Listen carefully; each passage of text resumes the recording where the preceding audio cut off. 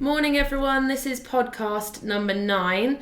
Today we are joined by Miss Douglas, and also we have a guest presenter today, Sade from Year 10, and she is going to be asking all of the questions today, so you won't have to hear any more from me.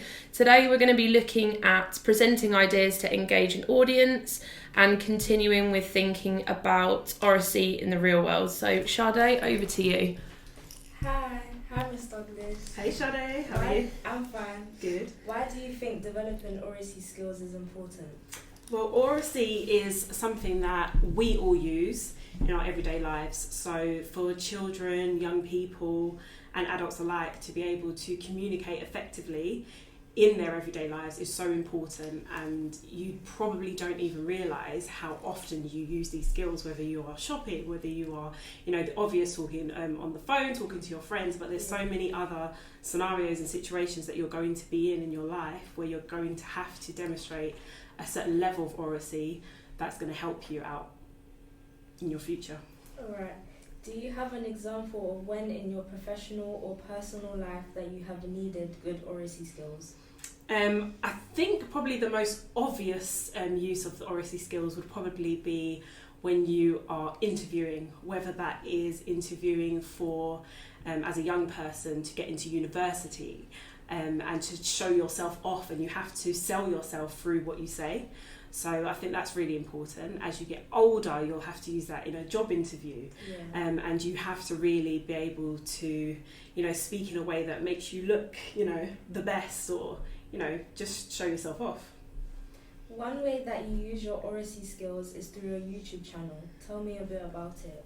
Okay, so I started a YouTube channel during our first round of lockdown last year. And it is teaching Black history to young people and children, and we release videos every single week. So through the channel, I am behind the camera, but I am using my skills to voice over in every single episode. So not only that, I'm thinking about what I'm saying because I'm writing the script prior. So there's a way that I write the script to think about how I'm delivering my Oracy skills to young people in a way that they can understand, learn, also have a bit of fun. And then my daughter would also have her Oracy skills delivered through the show as well. How do you develop your ideas before you record? So that's within the script writing. So I do a lot of research week by week on what topic that we're going to look at, which could be anything from Africa, the continent.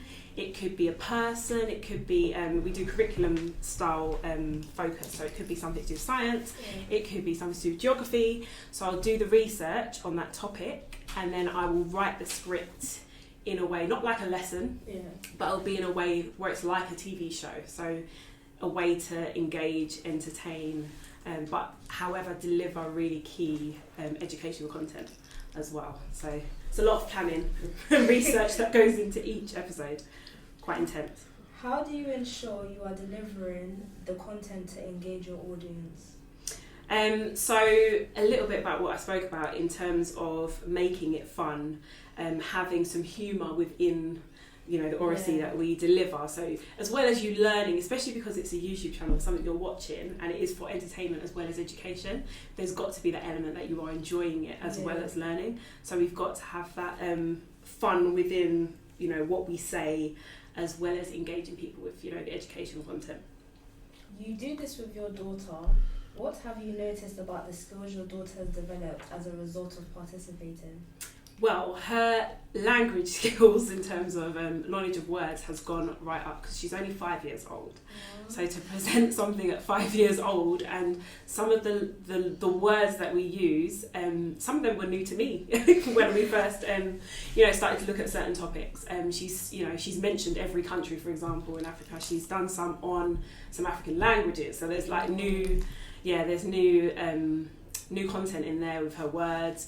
There's also, some of the things she struggles with because she's 5, like she tried to say photosynthesis the other day, but she's learning a lot through doing this channel, and she's learning about how to, speak to a wide audience from such a young age, which is really important. It gains her a lot of confidence through doing so. She knows a lot of people are watching. So yeah, it's really, really helped her. And a lot of people do say after watching, like, oh my goodness, she's only 5, because she comes across as a lot older.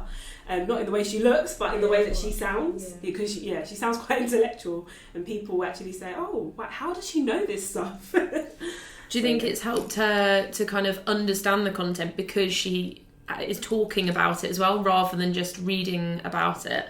Yeah, so I'm the one doing the reading that creates the script, and then because she's delivering it through that delivery, and there are sometimes the odd takes that we have to do, she's really learning that content at the same time, without even having to watch it back. But of course she watches her own stuff too. If you could give the students one piece of advice or top tip, what would it be?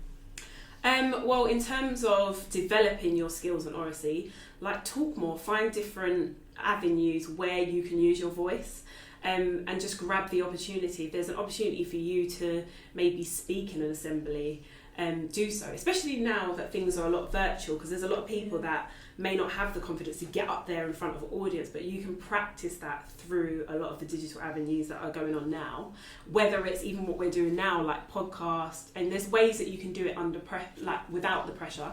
So you could record something, listen to it back, do it again, and those practices are really good. Like, some people are afraid of hearing their own voice, but these are little hurdles that it's good to get over now, because your voice is so important. It's, it defines you, your voice.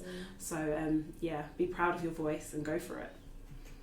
Perfect. Thank you, Miss, and thank you, Sade. So our next one is going to be from Mr. Kamya, and he's going to be talking about giving a clear message. So that's something to look forward to next week.